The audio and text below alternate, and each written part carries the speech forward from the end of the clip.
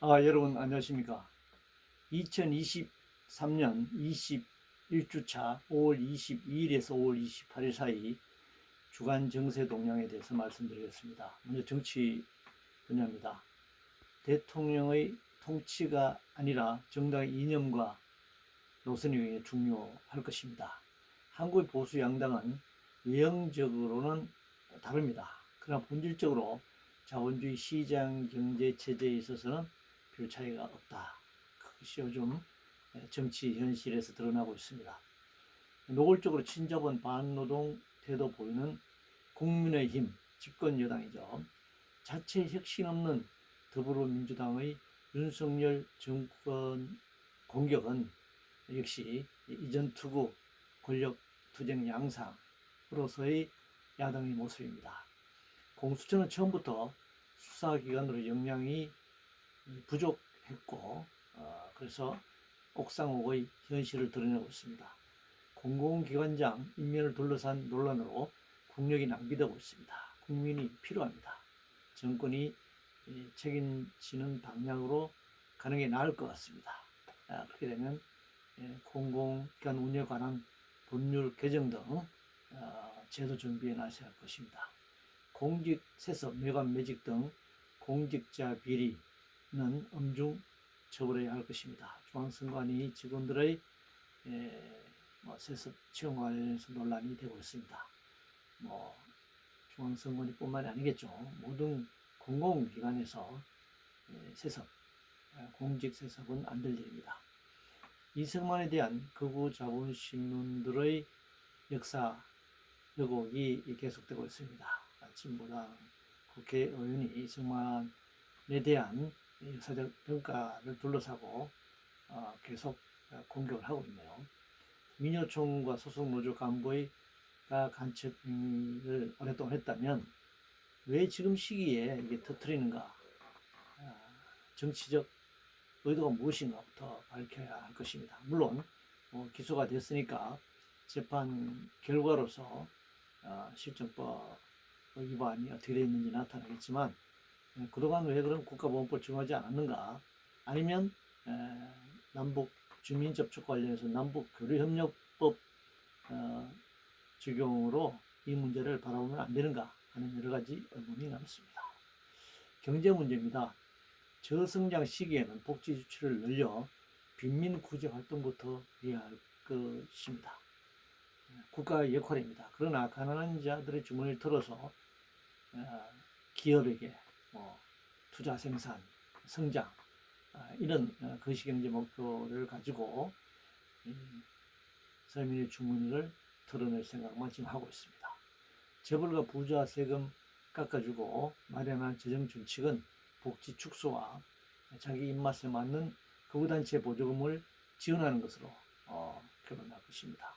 그동안 시민단체의 국고보조금 지원금이 문제다라고 공격하고 그 지원금을 폐지하거나 깎으면서 결국 자기네들 지지했던 세력들, 자기네들의 입장에서 시민단체에게 또 이것을 지원하는 그런 양상이 나타나고 있습니다.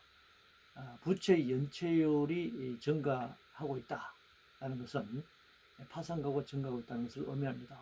우리나라 가계부채, 자영업자를 포함한 자영업 가계부채가 2,000조에 달합니다. 가계부채율이 세계 1위라고 하지 않습니까? 심각한 상황입니다. 주식 2% 남짓 가지고 현대기아차 주인 행사는 정의선의 MZ세대와의 행복 소통, 이건 이중성이자 쇼이죠. 재벌 대기업 스타일 구조 속 한계, 중소기업의 한계가 분명하다. 중소기업 하청업체 노동자들과 중소기업을 착취 수탈하 재벌의 성을 쌓는 것, 이것은 공정거래가 아닐 뿐만 아니라 사회정의도 될 수가 없습니다. 주식, 파생금융상품, 가상자산까지 금융사기가 극에 달한 이 자본 투기 시장을 우리가 보고 있습니다. 자본주의 고도화는 기업 간, 국가 간 기술 경쟁력을 촉진합니다. 노동자 해고와 실업이 발생될 것입니다. 이 문제를 잘 봐야 할 것입니다. 해외 자본의 국내 직접 투자보다 단기 수익을 위한 투기와 먹튀와 투기, 먹튀, 국내 재벌의 미국 등 현지 투자 증가 이런 것들이 굉장히 문제입니다. 무조건 투자만 얘기한다고 될 문제는 아니라고 생각합니다. 투자의 내용 무엇인가가 중요합니다. 미국의 보호무역과 신냉전 질서 강요로 한국의 반도체 수출이 어려움에 직면하고 있습니다. 한국우주산업과 관련해서 산업 간, 계급 간 불평등 구조가 심화되는 측면을 잘 볼 필요가 있습니다. 사회 문제입니다. 군사 독재 시기 자유와 인권을 유보했듯이 자본 독재 시대 복지를 유보 또는 후퇴를 강요하고 있는 모습입니다.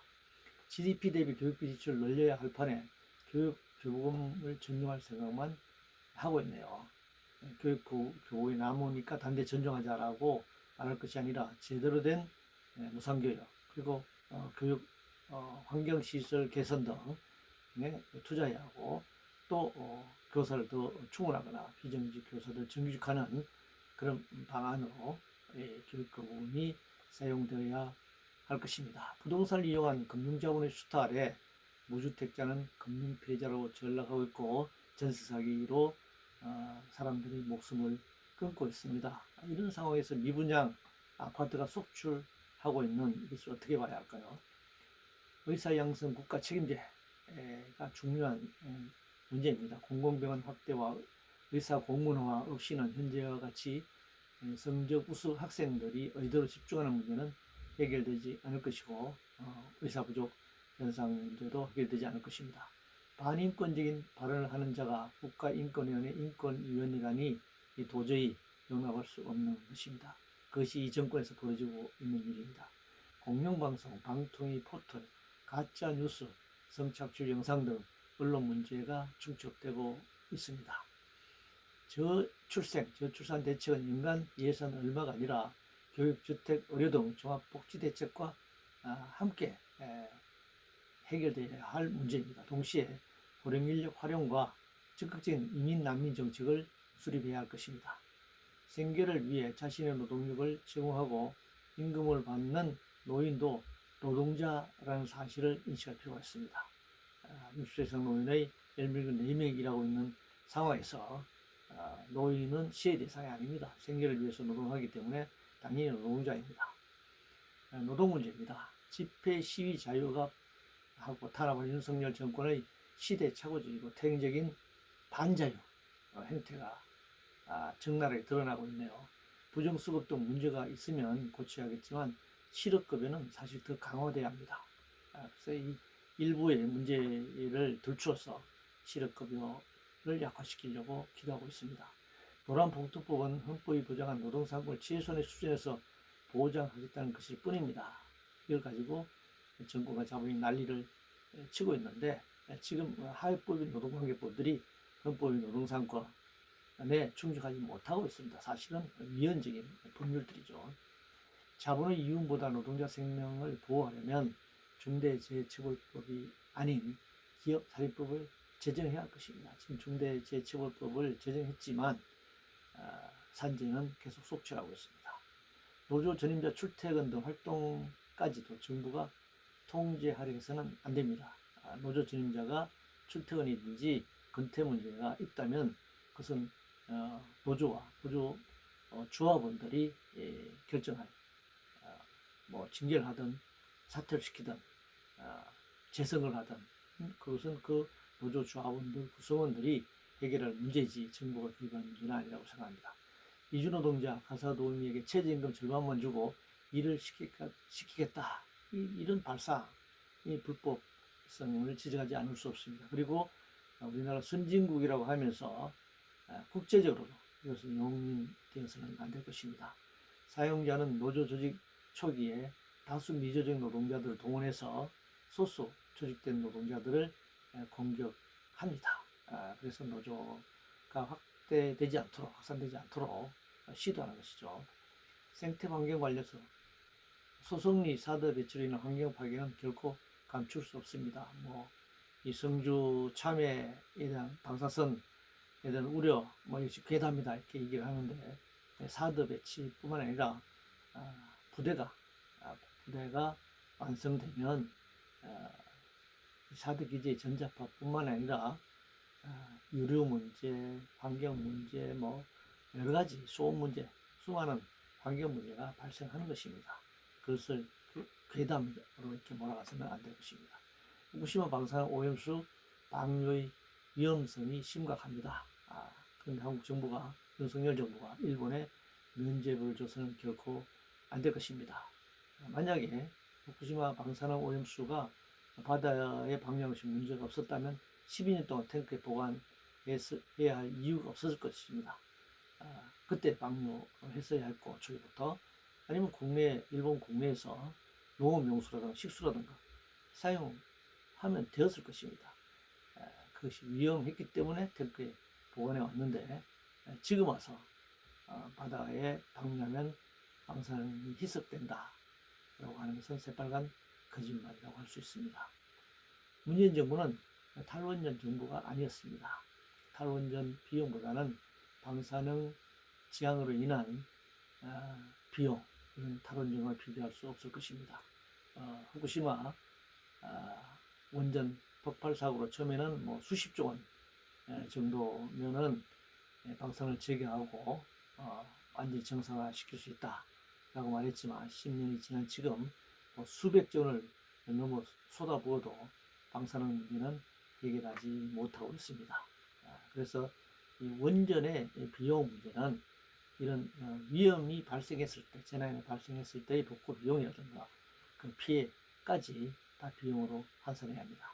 그렇게 되면 또 사용 후 연료라고 하는 핵쓰레기의 100만 년까지 보관까지 다 감안하면 원전은 다른 에너지에 비해서 수백 배의 비용이 더 들어간다는 사실을 인식할 필요가 있습니다. 국제 문제입니다. 남북 간 긴장과 대결을 평화 국면으로 가져가야 합니다. 그래야 이 천안함을 비롯한 여러 가지 희생, 더 이상 희생을 막을 수 있을 것입니다. 한미일 삼각 군사 동맹에 박차를 가하고 있습니다. 일본에게 일본 과거사의 면죄부를 주도록 미국이 압력을 행사했고, 한국 윤석열 정부가 이를 적극적으로 수용하고 있습니다. 한국의 정세의, 한국 경제의 미국과 일본 예수가도 계속 더 심화되고 있는 상황입니다. 한미일 삼각 군사 동맹은 군사적으로 한미일, 경제적으로 한미일, 이런 서열화된 구조를 만들면서 국제적으로 신냉전 체제를 강화하는 그런 희생양이 될 것입니다. 윤석열 기시다 셔틀 외교는 일본 과거사에 대한 면죄부일 뿐입니다. 일본의 과거사 문제를 우리가 용인하는 그런 과정에서 한일 정상 간의 셔틀 외교는 역사를 왜곡하는 것이라고 생각합니다. 한미동맹 강화에 따라서 한중 관계가 악화되고 있고, 지난 30년간의 한중 무역 수지에 있어서 흑자가 엄청난 적자로 돌아서는 등 한국 경제 상황이 저성장, 또 한국 경제 상황에서의 어려움이 가속되고 있고, 한편으로는 군사적 긴장도 더 높아지고 있는 그런 상황입니다. 전쟁 중인 국가에 무기를 수출하는 것은 간접적으로 전쟁에 참여하는 것이고, 이것은 대한민국 평화헌법에 위배되는 것입니다. 우크라이나 전쟁에 직접적이 아니라고 하더라도 누가 봐도 알 수 있는 우회적 우크라이나의 살상 무기를 지원해서는 안 될 것입니다. 이상으로 2023년 제21주차 정세 동향을 마치겠습니다.